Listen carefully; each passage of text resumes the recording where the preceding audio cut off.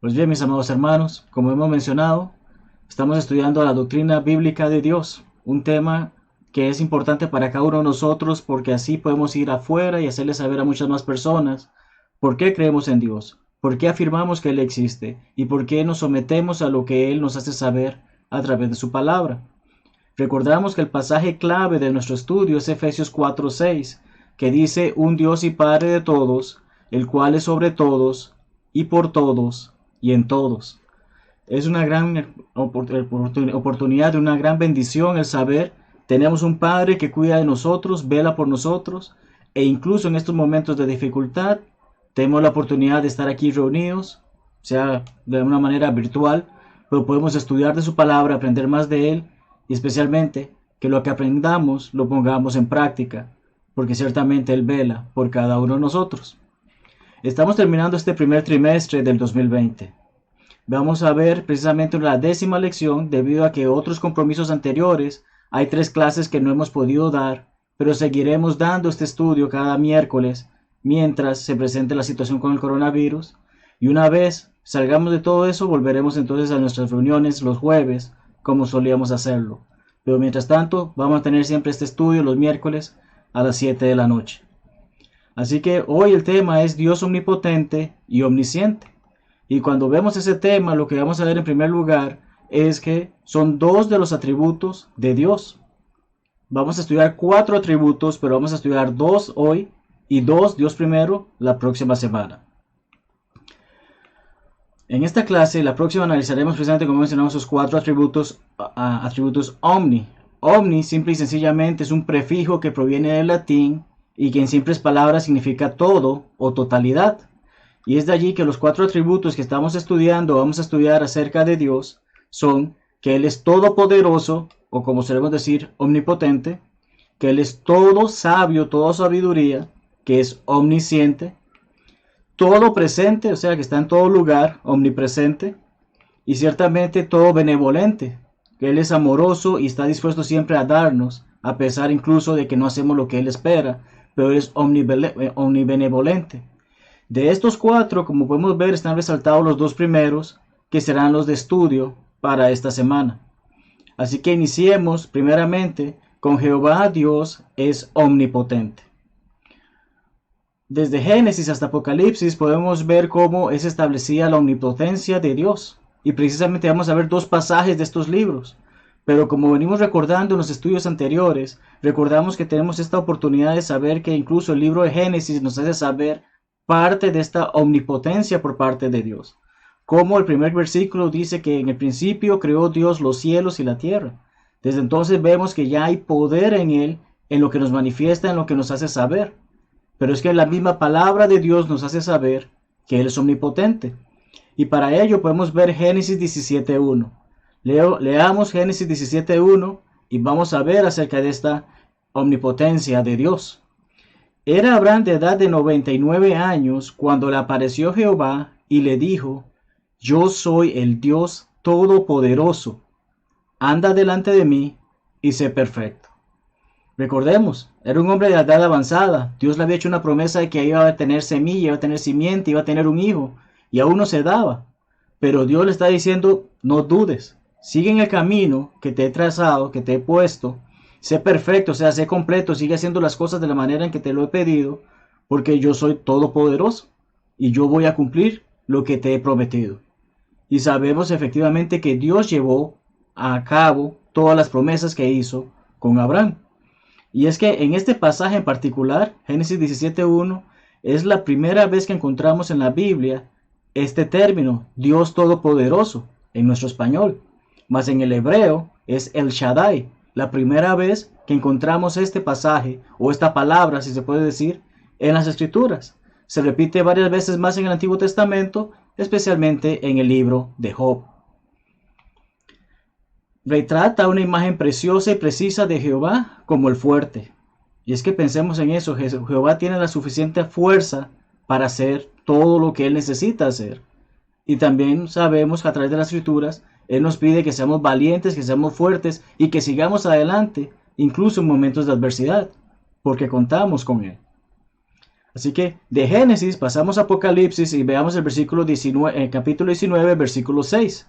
Apocalipsis 19, versículo 6 dice así: y oí como la voz de una gran multitud, como el estruendo de muchas aguas, y como la voz de grandes truenos que decía: Aleluya, porque el Señor nuestro Dios Todopoderoso reina. Vemos nuevamente, Dios Todopoderoso reina. Pero veamos este detalle que estamos viendo. Habla acerca de una gran multitud. Muchas personas, muchos animales, lo que sea que están en ese momento presentes, están haciendo saber: Dios es todopoderoso. Estruendo de muchas aguas. Nunca he sabido o he tenido la experiencia de lo que es ver una cabeza de agua bajar, pero debe hacer un gran ruido, un gran estruendo. Ahora imaginemos que sean varias cabezas de agua las que están bajando. ¿Qué ruido puede hacer? ¿Qué fuerza puede llevar esa agua? Es lo que nos está haciendo saber el inspirado Juan cuando relata parte de la visión que nuestro Señor Jesucristo le está haciendo saber.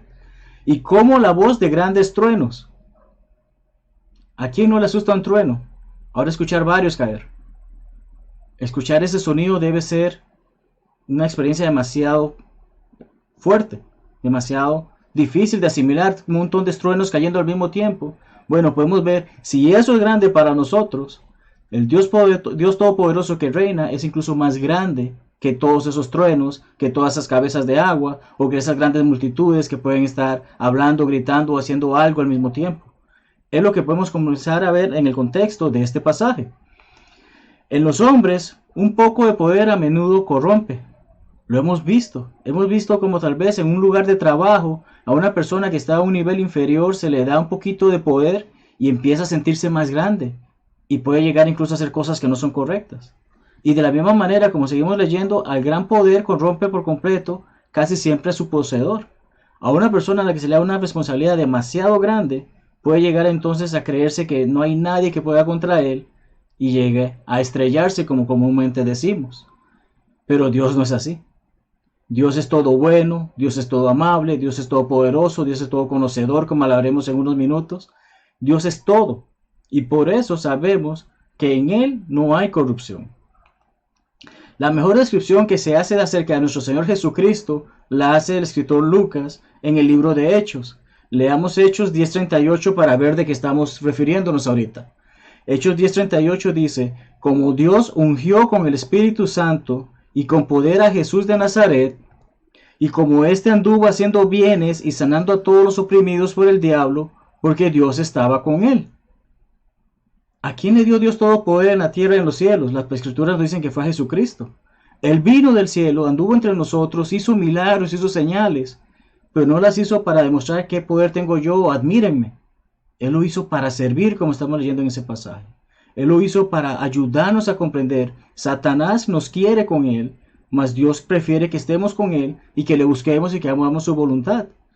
Jesucristo se sacrificó con tal de vencer a Satanás para darnos la oportunidad de la vida eterna.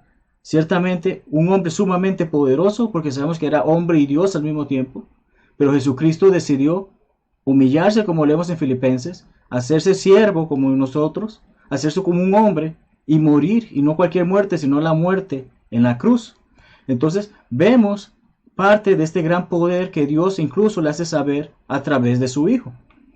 Continuamos porque hay personas, especialmente entre los ateos, que les gusta llenarse la boca haciendo preguntas como las que vemos en pantalla en este momento. ¿Puede tu Dios Todopoderoso hacer un triángulo de 4 lados? ¿Dos montañas sin un valle en el medio? ¿Una pelota que es roja por todas partes y sin embargo negra por todas partes al mismo tiempo? Son preguntas que no hacen sentido.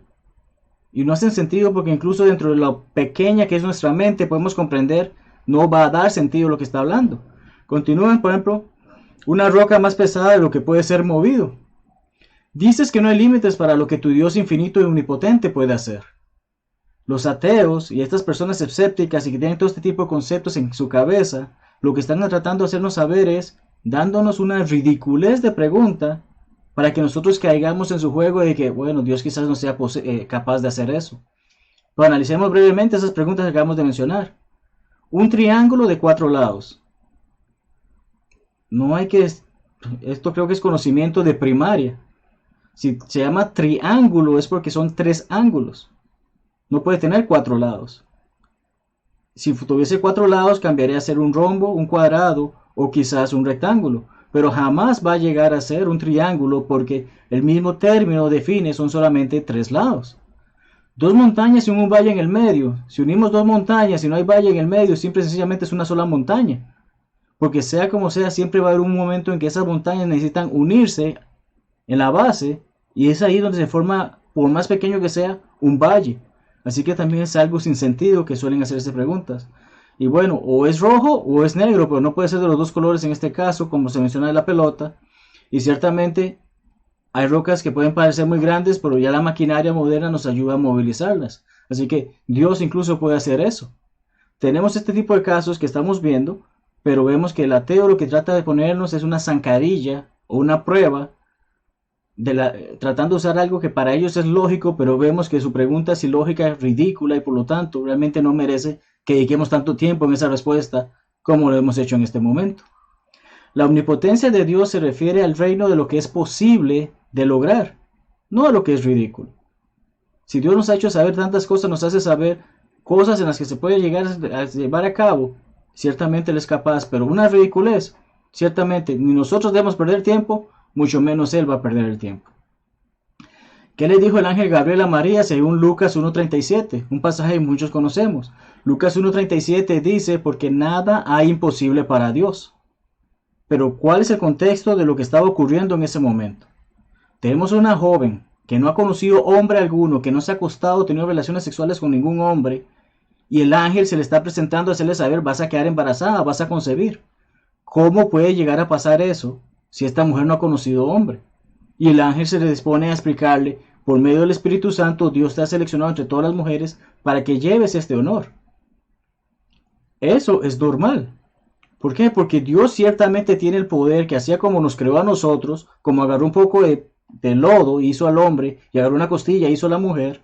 Ciertamente Él puede poner una vida dentro del vientre de una mujer que nunca conoció hombre. Y es de ahí que podemos comprender este detalle que estamos hablando. La concepción de la mujer y el posterior nacimiento eran posibles y plenamente en armonía con la voluntad de Dios. Génesis 3.15, la primera promesa que se dijo, que la mujer iba a llevar esa simiente que iba a destruir o vencer a la serpiente. Y Dios en este momento, cuando leemos este pasaje, es exactamente lo que está haciendo. Está poniendo esa simiente en la mujer para vencer a la serpiente, para vencer al enemigo. Entonces ciertamente Dios es omnipotente. Continuamos precisamente con este mismo tema porque ¿hay algo que sea imposible para Dios? Acabo de decir porque nada es imposible para Dios, pero dentro de lo que hablamos que va en la armonía de Él. Pero cuando leemos Tito 1:2 se nos dice que en la esperanza de la vida eterna, la cual Dios, que no miente, así que hay algo que es imposible para Dios. Dios no puede mentir. En Juan 8 recordamos que se nos dice quién es el padre de la mentira, que es Satanás. Y comprendemos que Dios no puede mentir porque Él no es el que originó la mentira. Entonces, Dios no va a ir en contra de su palabra y no va a ir en contra de la verdad. Y por lo tanto, ciertamente para Dios es imposible mentir. Prometió desde antes del principio de los siglos. Ya Dios nos prometió esa esperanza. Desde antes de que todo existiera. Nos ha de saber, yo estoy con ustedes. Aparte de eso, podemos leer Hebreos 6:18 que hay dos cosas inmutables, en las cuales es imposible que Dios mienta. Tengamos un fortísimo consuelo los que hemos acudido para asirnos de la esperanza puesta delante de nosotros. Dios ciertamente no puede mentir, y Dios ciertamente no va a ir en contra de lo que Él ha estipulado, y de lo que Él nos ha enseñado, y de lo que Él espera que nosotros hagamos. Pensemos brevemente en Abraham, y vamos a Génesis 18:25. En el contexto recordamos que Abraham está en una conversación con Dios, y están viendo hacia la ciudad de Sodoma, y Dios ha hecho saber, voy a destruir esta ciudad. No son gente buena, no están haciendo mi voluntad. Se han corrompido a un nivel intolerable. Pero ¿qué comienza a hacer Abraham? Bueno, ¿tú crees, Dios, que hay 50 personas ahí que sean justas? Dios le dice, si hay 50, yo los perdono. Abraham sabe bien la respuesta y vemos cómo va decreciendo la cantidad de personas que él dice. Llega a decir 45, 40, 30, 20, hasta el punto en que llega a 10 personas. Y cuando llegas a 10 personas sabe que ni siquiera hay 10 personas justas en ese lugar. Pero anterior a todo eso, lo que leemos en Génesis 8:25 dice, Lejos de ti el hacer tal que hagas morir al justo con el impío. ¿Cómo Dios iba a castigar al justo junto con el que estaba haciendo la impiedad? Y que sea el justo tratado como el impío. Nunca tal hagas. El juez de toda la tierra, y veamos la pregunta que hace Abraham. ¿No ha de hacer lo que es justo? Ciertamente Dios hizo lo justo. Y sabemos que, bueno, de entre los justos que salieron, solamente salió Lot, su esposa, sus 2 hijas. Su esposa no fue tan justa porque decidió volver a mirar atrás y sabemos que se convirtió en una estatua, una columna de sal. Y tristemente incluso sus hijas después, pensando que se había acabado el mundo, se acostaron con su padre. Pero al menos Lot, que sí era justo en este sentido, que incluso Jesucristo lo menciona, o en el Nuevo Testamento se nos menciona, comprendemos de que no llegaban a 10 justos en ese pueblo. Y hubo destrucción, porque Dios hizo lo que realmente era correcto, lo que era justo, porque Él tiene el poder para ello. Los ateos hacen lo que está a su alcance para reducir la creencia en Dios a un absurdo absoluto. Ellos van a buscar hacernos tropezar, van a tratar de hacernos buscar cómo nos confunden, pero al final de cuentas no tienen pruebas para negar que Dios existe y que es omnipotente. ¿Cómo podemos ver la omnipotencia de Dios? Vamos a verla rapidito en un mini estudio del Antiguo Testamento. La creación según Génesis 1 y 2, ya hablamos de eso. Salmo 33 nos dice que el Dios dijo y fue hecho. Nos hace saber efectivamente que la palabra de Dios tiene poder y como tal se dio la creación. Vemos por ejemplo el diluvio universal. Él dijo que iba a llover, hizo saber esto por medio de Noé. Noé lo comunicó y ¿qué ocurrió? La gente no creyó. Noé siguió predicando una y otra vez, siguió construyendo el arca, pero cuando se dio el momento en que la puerta del arca se cerró, ya no había segunda opción. Ya estaban dentro del arca aquellos que habían decidido seguir la voluntad de Dios y estaban los animales que Dios había ordenado debían de estar en el arca.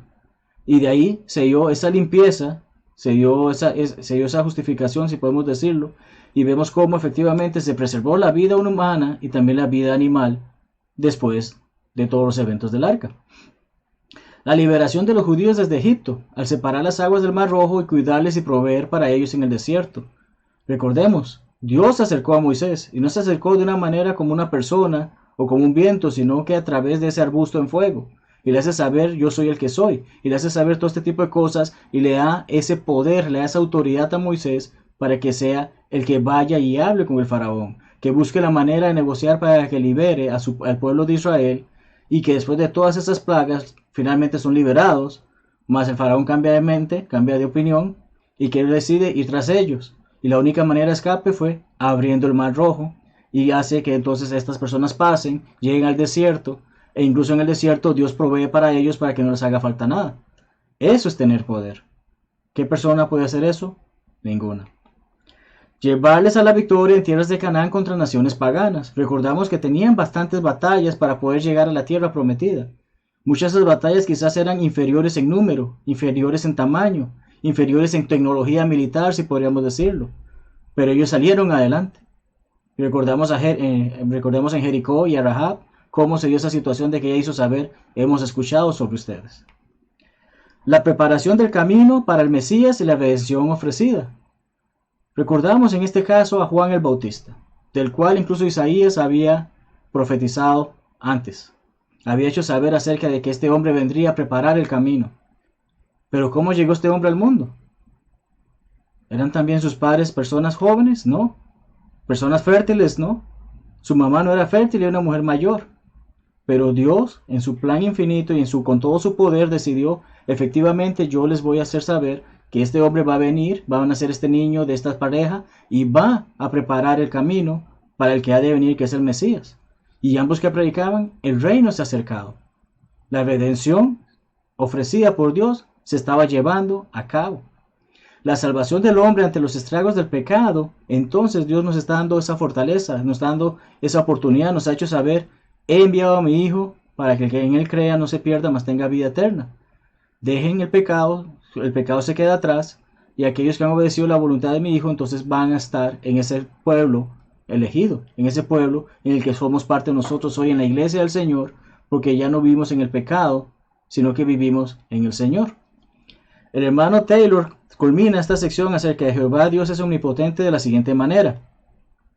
En la creación, en la preparación de lo que Él hizo, en el perdón, en la oración y en la providencia, vemos al Shaddai, Dios Todopoderoso.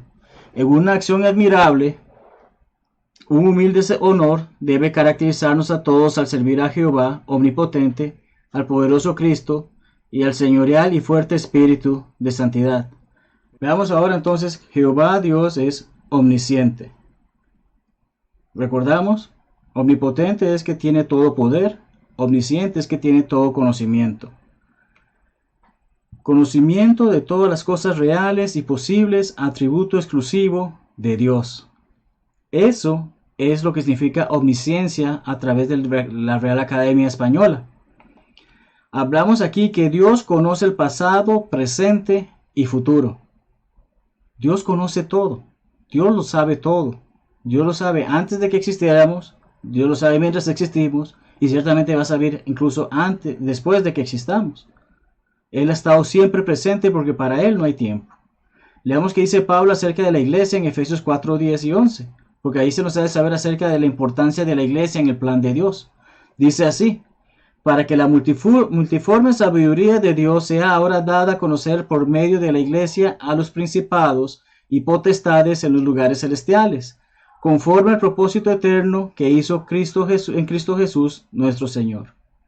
La iglesia no es un plan B como algunos enseñan. La iglesia formaba parte del plan de Dios desde la creación, desde antes de la creación, desde siempre ha formado parte de Dios, aparte de su plan. Y nos hace saber que efectivamente había un propósito eterno y es parte de ese plan el que esté la iglesia hoy aquí. Dios, el todo conocedor, sabía desde antes lo que Adán, Eva y sus descendientes harían. Dios comprendía y sabía, estoy creando esto, va a ocurrir esto, y en base a que esto va a ocurrir, hay un plan, hay una oportunidad para que estas personas que se han equivocado, aquellos que puedan escuchar el mensaje, puedan rectificar y reconciliarse conmigo. Es lo que ha hecho Dios, y ese plan efectivamente es la iglesia. Veamos qué dice Pedro sobre Cristo y este plan en 1 Pedro 1:20. Ya destinado desde antes de la fundación del mundo, pero manifestado en los postreros tiempos por amor de vosotros. Dios sabía que su Hijo iba a tener que ser enviado. Desde antes de que siquiera el hombre existiera, desde antes de que siquiera la tierra existiera, desde antes que se dijeran esas palabras de que en el principio creó Dios los cielos y la tierra. Dios ya tenía ese conocimiento de que voy a tener que enviar a mi Hijo como parte de este plan para que la humanidad tenga la oportunidad de reconciliarse conmigo. Dios Padre sabe todo sobre sí mismo. Él sabe todo sobre Él. Sabe todo sobre el Hijo. Sabe todo incluso sobre el Espíritu Santo. Si no lo supiese, entonces no sería infinito en sabiduría, porque ciertamente Él tiene el conocimiento de todo. Leamos 1 Corintios 2:10, dice así: pero Dios nos las reveló a nosotros por el Espíritu, porque el Espíritu todo lo escudriña, aún lo profundo de Dios. ¿Cómo puede saber el Espíritu Santo todo lo profundo de Dios sin que Dios lo sepa? Si fuese así, entonces Dios no sería absoluto, tendría ese conocimiento total. Vemos que Dios sabe todo sobre la eternidad porque Él habita en ella. Varios pasajes nos enseñan que Dios está desde la eternidad hasta la eternidad. Para Él no hay principio. Nos ha dado el tiempo para que nosotros podamos comprender cómo debemos de seguir adelante. Vemos que Isaías 57:15 dice: porque así dijo el alto y sublime, el que habita la eternidad y cuyo nombre es el santo. Yo habito en la altura y la santidad y con el quebrantado y humilde de espíritu, para hacer vivir el espíritu de los humildes y para vivificar el corazón de los quebrantados. Dios sabe todo esto. Dios conoce todo esto porque vive desde antes que cualquiera de nosotros. Vivirá mucho más después de nosotros porque Él no tiene límite en este sentido. Él conoce el final desde el principio. Suena un poco interesante. Desde el principio ya Dios sabe cuándo se va a acabar todo. Así de simple. Y el principio hasta el final, Él sabe exactamente desde el momento que empezó todo hasta que llegue a acabarse. Él tiene conocimiento total de eso.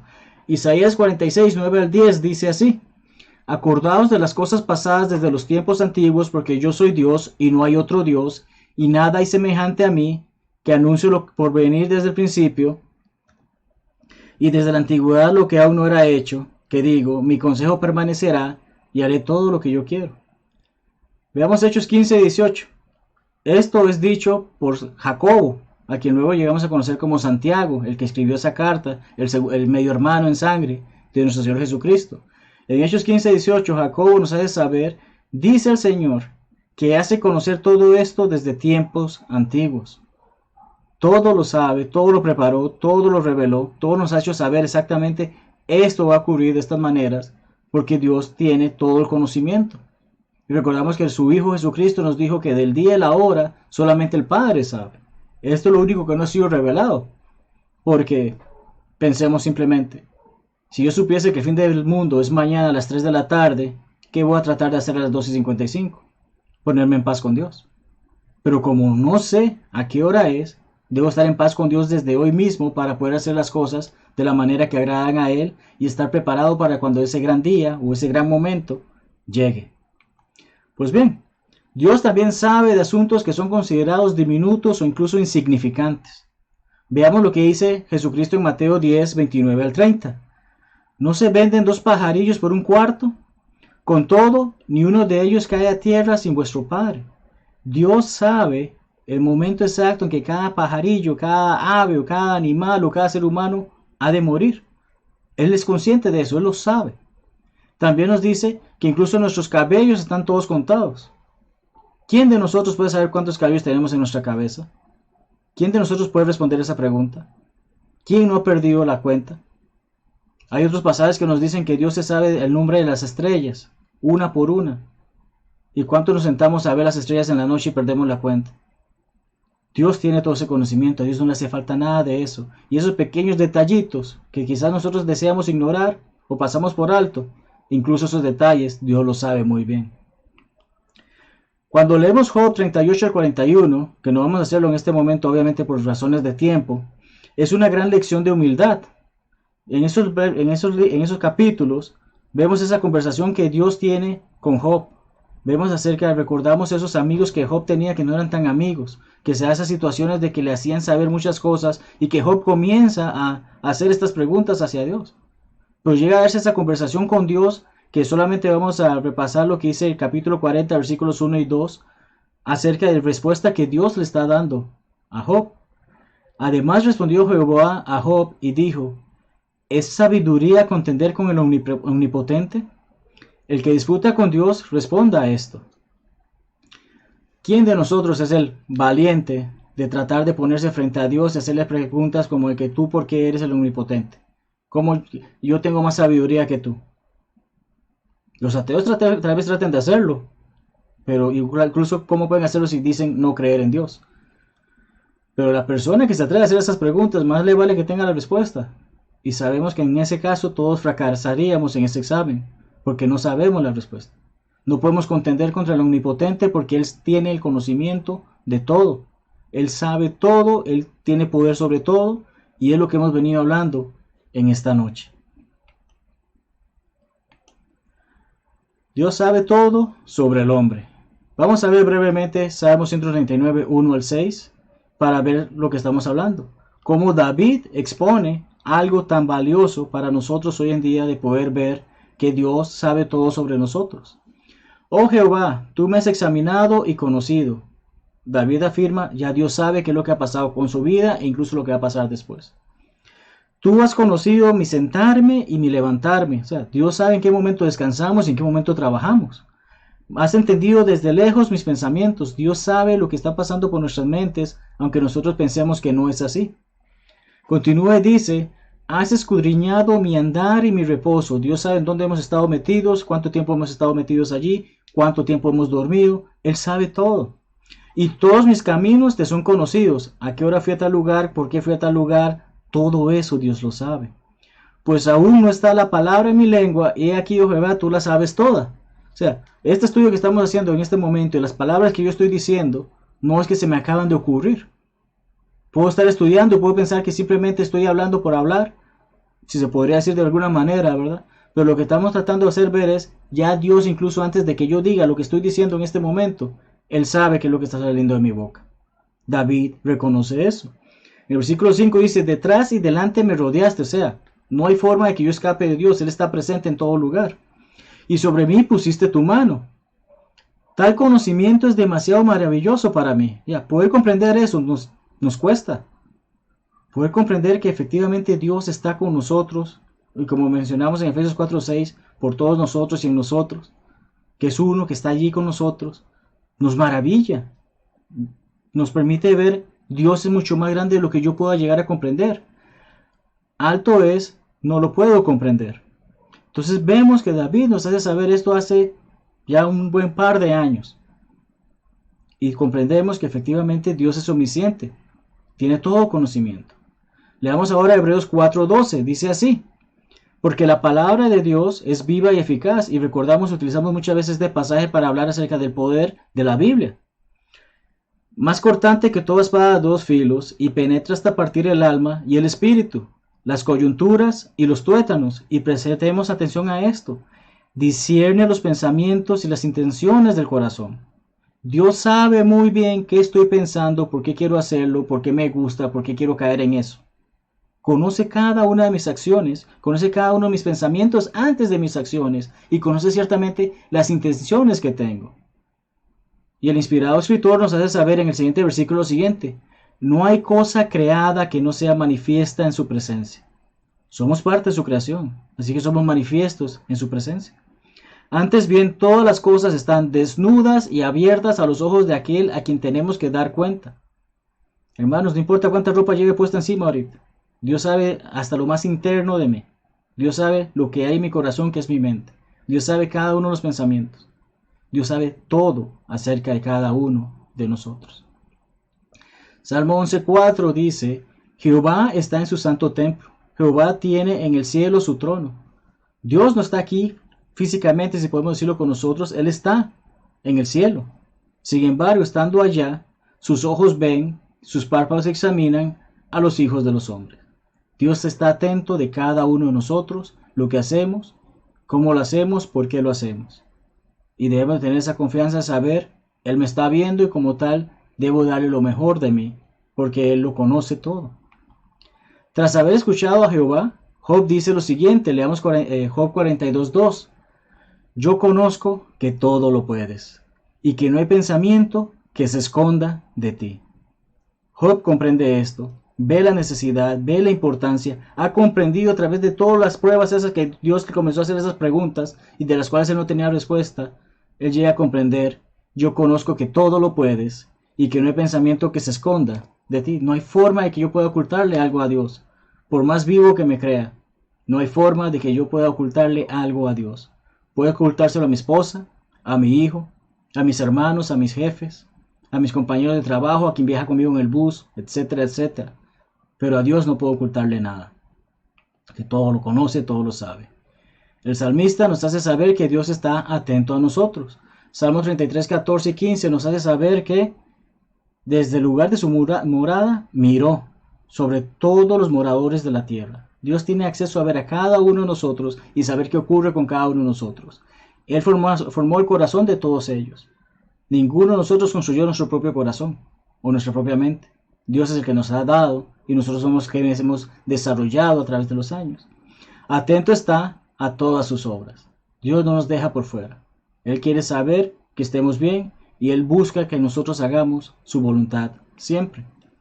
Dios conoce los secretos del corazón, ya hemos hablado sobre ello. Sus ojos están en todo lugar mirando, tal como primeramente el salmista, y ahora lo que leemos es Salomón en su infinita, en la sabiduría que Dios le dio en base a lo que él solicitó, nos hace saber en Proverbios 15:3.